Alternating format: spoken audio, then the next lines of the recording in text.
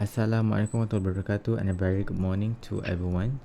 So today we have Dr. Ani Munira Muhammad, who is a program director and a lecturer for Philosophy, Law and Business at School of Law, University Utara Malaysia.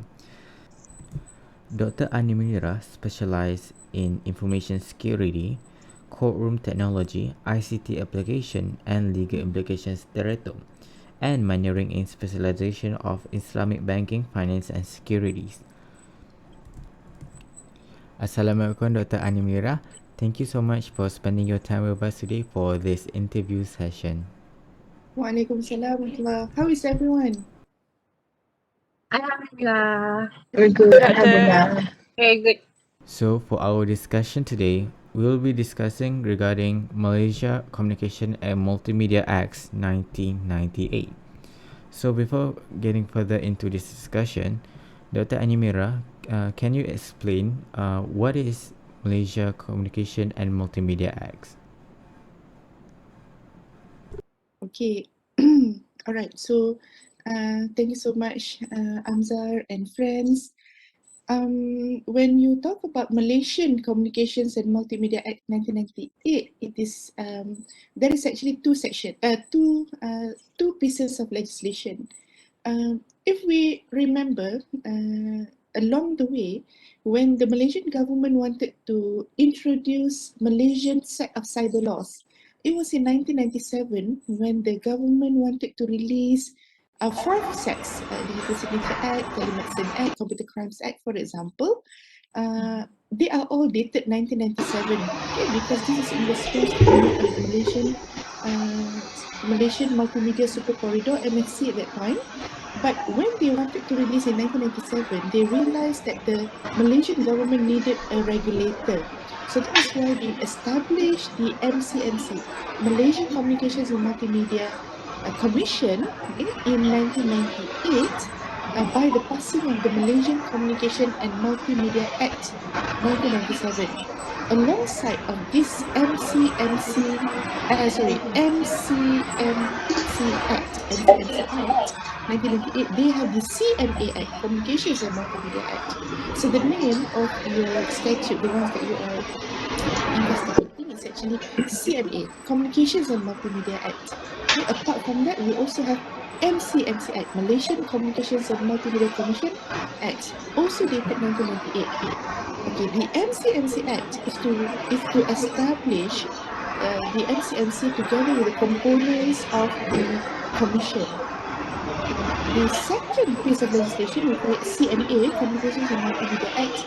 It outlines the process and procedure, the working operation of MCMC, together with what are the powers of MCMC to enforce, to regulate, and also to take actions, to do raids, to go and control the Malaysian communication and multimedia industry in Malaysia. So this one, there are so many sections, I think more than close to 200 sections. All are talking about the regulation of the Malaysian Communications and Multimedia Act. I think that's answered your question. Yes, thank you so much, Doctor. Okay, I will give to Era. Okay, Assalamualaikum Doctor. My name is Ira. Okay, I have one question for you. Is the Malaysia Communication and Multimedia Act in line with the technological growth tone it mentioned? Okay. The problem that is constantly going on, not only in Malaysia but also other countries in the world, is that the technological advancement is moving at a very fast pace. Okay? Sorry, not pace, but pace, P-A-C-E. Kelajuan yang sangat laju. The technological advancement is moving so fast, it always leaves behind the law. Why? Because the law, they will have to go through certain stages before it can be introduced to the public. Okay, it goes from the Dewan Rakyat to the Dewan Negara until they debate at both Dewans until it is given a royal assent by the UTA. Okay? Now that takes 1 or 2 years, even longer than that. But technological advancement, if you go and Google and you get the information that it is moving every second of the every hour of the day. Okay, so new viruses came out, new tactics, new of offences are coming up. More and more people are committing. New types of offences are being introduced, committed everywhere in the world also. So in order to answer your question, is CMA in line with the technological growth in Malaysia? I would say it is catching up. It is not in line, but it is catching up. Okay, because at any time of the day when there is new law, a new crime or new technological advancement that is being created and introduced, always the law will be formulated. There is a theory for this. We call it as the theory of sociological or technological needs, okay, whereby when the technology is there and we need such amendment, then the law will be amended accordingly. Okay. Okay, got it. And then the next question is, what scope does this act cover? Like, does this act cover matters related to individuals or big parties? Okay. Uh, The scope of this act will cover not only individuals but also groups of individuals, even organizations will be covered as well. I give you an example. Okay, the law says the legal provision in the CMA 1998 mentions that someone should not create hatred speech online. Okay, so when you go to social media, you should not create hatred speech, which is covered under Section 223 of the Act. But it also covers if someone who is an organization that create hatred speech, okay, that someone puts up a notice on behalf of an organization or a company or a society, then they will also be covered. Okay, thank you, Doctor. I will pass to my other student. Okay, Doctor. My name Nur Afifah Liana. My question is, offences committed under this act is charged with imprisonment or fine or both? Okay. All right. Before we go for the offences, before we go for the penalties under the Act, we should take a look at the types of offences first. Yeah, under the Act, CMA 1998 provides a humongous types of network crimes, communication crimes, and multimedia crimes, and multimedia offences, wrongs, evildoings, and all. Okay, so um, for example, okay, I would say it can go as easy as um, uh, unauthorized use of spectrum. Okay? For example, I want to provide internet usage to the people in my community. I live in a taman somewhere, and I said, yeah, I don't want to use Streamix. I don't want to use your mobile. I don't want to use Maxis. Why not we create one network called Adi Munira? Okay, Ani Munira Wi-Fi, so that everyone can use. I cannot do that. Okay, why? Because it is an offense under the law. If you want to introduce usage of the internet network, internet facilities, then you have to go through the MCMC in order to get that approval. Okay, if I do that, then that is wrong. That it can go as simple as that to as big as creating hatred speech, creating some other people not feeling happy, or create one wrong that we do and it will lead to another. For example, as simple as I go into my Streamix online and not not me, okay, somebody else. A person goes into their Unify connection at the house, and they will tap into the different needs. Okay? Then hack into the website of Malaysia Airlines, and the aeroplane of the Malaysian Airlines cannot communicate with the tower, when in fact they will bump into each other, death into 200 people on one plane and 200 people on another plane, for example. So it's as simple as sitting in front of a computer and making a few codes, okay, online using the Wi-Fi of the house. So here, who are the parties that will be held liable? Okay?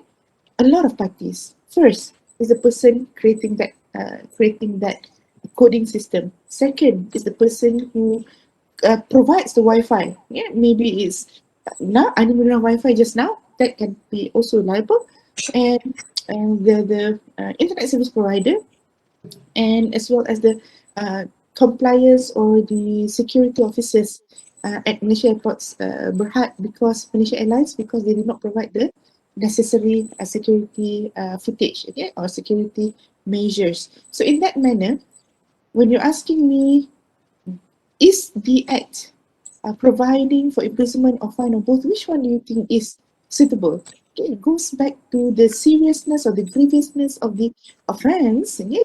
Because the statute as at present, it provides for as minimal as 50,000 ringgit to a maximum of 300,000 ringgit, okay? Fine, plus 1 year in jail or until 3 years in jail, okay? And also combination of all both. So the offences is punishable with all imprisonment, fine, and also both, depending on the judge's judgment. But it falls back to what type of crime or what type of offence is committed under the CMA. Okay, thank you, Doctor, for your answer. For my second question, does the punishment consider light or heavy punishment? Okay. Like I said, if the technological wrong or wrongdoing or offense is so advanced, and a simple tweak in the system can create the death of, I don't know, even one person, the death of 1,000 people. Okay, for example, it goes back to what do we consider light and what do we consider heavy? Is it like when we go to social media, Facebook, for example? Today I'm writing, I do not like to live in Malaysia, for example, that is the statement. And then I get thrown into jail for 3 years. Do you think that is heavy or it is light? Okay, it goes back to the seriousness or the grievousness of the offense that we can tally with the crime or the punishment. But then again, one of the criticisms by the Malaysian community, especially the Bar Council, Majlis Peguam, and legal practitioners, they are saying that the punishment is light. Okay? Why? Because first, the law is always catching up behind. Okay, the crime will be committed first, and then the law is still catching up. That's the first one, and the second one is because the creativity of the people introducing these crimes is always something that needs to happen first. Then only the law can respond to it. Okay, thank you, Doctor. Do you have some other question, Afifah? Okay, I will pass to Nabila to ask the question. Okay, hi doctor. I want to ask you about what is an example of a major case related to this act that happened in Malaysia. Okay, a very simple answer to this, you can go to the MCMC website and see the statistics of the many cases that is happening. I can assure you, you will be shocked. You will be opening up your eyes, okay, as to the creativity of the Malaysian community in committing action or wrongdoing in Malaysia. If I can run them through you, okay, there can be cyber stalking, there can be financial related crimes. Financial related is when somebody comes to the website and they put in our key username and password and they finish all our money. Okay, financial crime, they take the they take the money from our account, or they channel our money to some dangerous organizations. Okay, and the name, the transferred form is from our name. Okay, that is also misuse of financial, misuse of private information. Somebody can take away, or somebody can use our personality. For example, the coverage of the act is so many, okay, and among others as well is cyberbullying. Yeah, if you are familiar with that. Like then again, somebody goes to social media and says that person is not beautiful. Okay, for example, is that considered as bullying? They also covered under the act. cyber stalking. So an ex-boyfriend or ex-girlfriend keeps stalking on the social media of that person. Yeah. So if we can say the most grievous ones will always be if it is financially related or if it's related to the reputation of a person. Yeah. Why? Because if it's money, it's relating to money, then it impacts on everybody. Yeah. And if it is relating to the reputation, it is something that you cannot count with money. Just to say that it is still very dangerous, very harming to that individual or to that organization. Okay, then I also want to ask you about in the case of cyber terrorism, for example, the case of anonymous attempted hacking on a government website. Does it falls under this act, or is there another law that governs matters related to this? Okay, thank you, Nabila. Um, I think the anonymous case is not attempted hacking. They actually hacked the website of the government websites, the Prime Minister's office, the judiciary website. Okay? They did not actually just um, come and attack, but they also deface the government website. So when people click kehakiman.gov.my, they don't see the judicial website, but they see this page has been hacked or has been hacked by anonymous. For example, they stated there. If we go for simple hacking, okay, hacking, HACKING, it is falling under Section 3 of the Computer Crimes Act 1997. Okay? Section 3 of the Computer Crimes Act 1997 talks about unauthorized access to a computer system or computer material. Another relevant section will be Section um, 5 of the Computer Crimes Act 1997 because it talks about unauthorized modification. Unauthorized modification means you go into the system without authority, definitely, okay? And you change the coding or the system in that computer to appear something else. Okay? It could be as dangerous or as grievous as anonymous coming in and changing the codes on the government website and showing the name of anonymous. It should be unauthorized hacking, and it can also be unauthorized modification. Okay, and but another section that would be relevant is section 233 of the of the Communications and Multimedia Act, and then saying the one that you are investigating now, because section 233 talks about improper use of network facilities. Okay? Improper use of network facilities. You have the network facilities, okay? But now you are using it improperly to commit some offense, some crime that will harm another person. Okay, so I would say section 233 CMA, sections 3 and 5 of the Computer Crimes Act 1997. Okay, thank you, Doctor. So I will pass to one of my friend.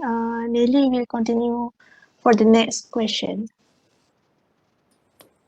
Assalamualaikum and good morning, Doctor. My name is Nelly. You can call me Nelly. Uh, so we are reaching at the end segments of our interview. I will talk about evidence. So my question is, if someone is accused of committing an offence related to this act, where does the burden of the proof lies? Okay. Okay. Question of evidence is very close to my heart because I teach law of evidence as well for the law students at UAM School of Law. Burden of proof is different, carries different standards from between civil cases and criminal cases. Yeah? Civil cases is wrongdoing from one person to another.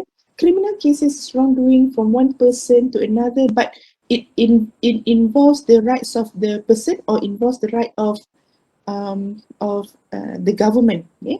So in this situation, uh,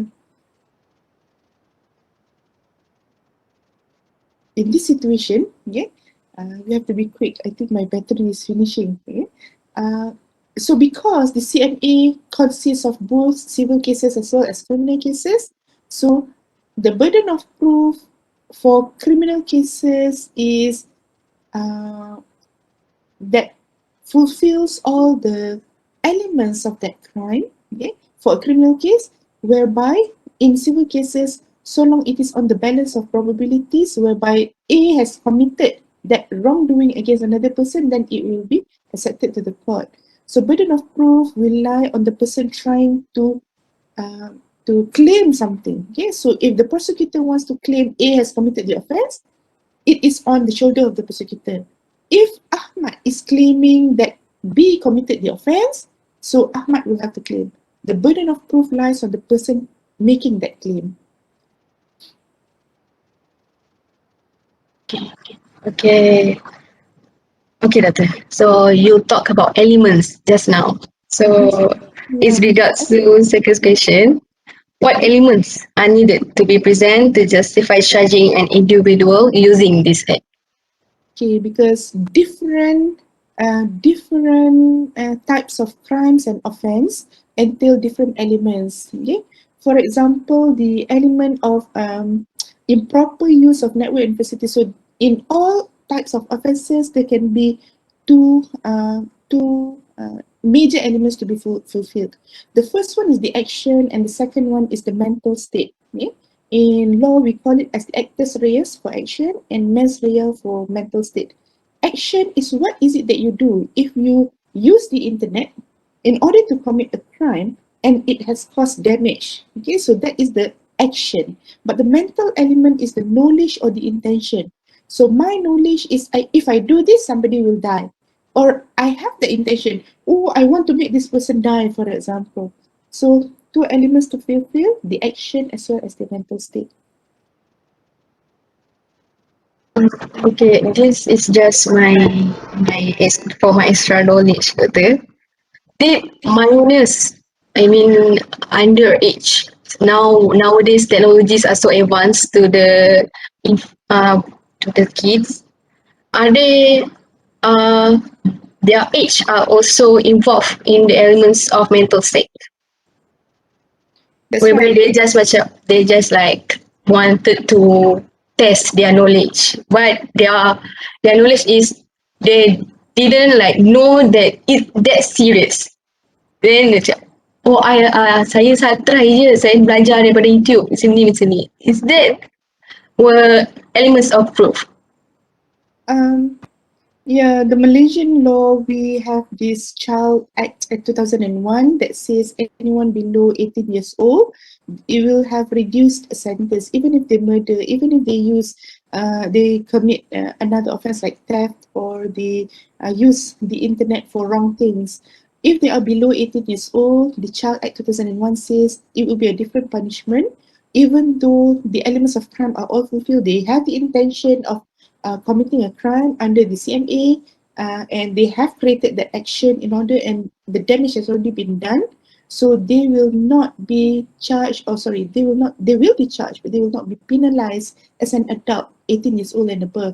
So normally they will be sent, if found guilty, they will be sent to Henry Gandhi School or any rehabilitation schools for the purpose of rehabilitating them to become better people in the world, better people in the future. Thank you, Doctor. So I'm giving back to Danny to wrap up the interview session. Pada pendapat saya lah, kalau cakap pasal relevansi act ni dalam masa kita sekarang ni, um, bagi saya, act ni dia masih relevant tapi masih perlu ada a few amendments sebab ada certain perkara yang tak cover lagi dalam act ni. Contohnya sebab perkembangan teknologi kita kan sekarang ni macam laju kan. So macam banyak-banyak benda yang baru keluar macam regarding macam mana orang guna social media semua tu. Even social media pun berkembang. So bagi saya macam relevant tapi masih perlu ada penambahbaikan. Betul, saya setuju. Dan pada saya, kita perlu ada amendment dan kita kurang pengetahuan tentang kesalahan-kesalahan komunikasi, multimedia dan komunikasi ni. Macam doktor cakap tadi, dia ada banyak anak dia, komponen dia banyak. So macam kalau kita tahu like sekecil-kecil kesalahan tu boleh dibawa ke atas, jadinya semua boleh lebih aware dengan apa yang berlaku. Dan saya ada baca a few yang disebabkan kesalahan yang lepas macam ugutan, rasuah, itu menjadi macam punca kurangnya pengetahuan orang tentang akta ni. Sebab bila macam samanlah aku ada lagi banyak tentang kau dekat aku sekarang ni. Kau saman aku ni, aku boleh keluar lagi banyak tentang kau macam tu. Jadi kita nak saman dia pun takut. Padahal dalam akta ni boleh cover, boleh melindungi kita punya peribadi dan perkara-perkara tu. So kurang pengetahuan diorang tentang benda-benda ni, jadinya akta ni agak perlahan digunakan. Apa pendapat yang lain? Untuk pendapat saya sendiri, akta ni sangat relevan untuk digunakan sebab sebagai contohnya kita boleh tengok kalau melalui cyberbully lah, kita boleh tengok netizen kadang terlalu banyak mengeluarkan kata-kata yang negatif. Jadi setengah orang dia akan ambil tindakan dan dikenakan kepada netizen tersebut.